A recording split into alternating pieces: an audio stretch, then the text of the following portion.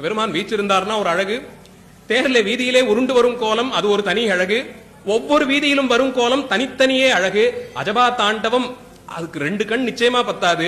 இவர் நடந்தால் எப்படி இருக்கும் நினைத்து பார்த்தால் நெடுநெடுன்னு உயர்ந்த திருமேனி, அத்தனை பெரிய ஜடையை கையில் அப்படி தூக்கி சுமந்திருப்பார். அது கீழெல்லாம் தாழ தாழ விழுந்திருக்கும். மேலே கங்கா தீர்த்தம் இருக்கும். சந்திரன் ஒளிகூடி இருப்பான். எருக்கம் பூ என்ன அத்தனை மலர் மாலைகளையும் அணிந்திருப்பார். திருமேனி எல்லாம் அந்த செந்நிற மேனியிலே துகளும் வெண்பொடி பூசி இருப்பார். புலியதளை இறுக்கி சொருகி இருப்பார். இந்த நிலையிலே காலிலே கட்டிய கஜ்ஜை ஒலி எழுப்ப வேதங்களும் பழகிச்சு வந்த திருவடி, வேதங்கள் பார்த்தறியாத திருவடி, திருமாலும் நான்முகனும் எங்கே எங்கேன்னு தேடி தேடி இழைத்த திருவடி எங்கள் சுந்தரமூர்த்தி சுவாமிகளுக்காக வீதியார நடுநிசி வேளையிலே அந்த ஆரூர் தலத்தை நடந்து நடந்து காலால் அளந்தானாம் பெருமான்.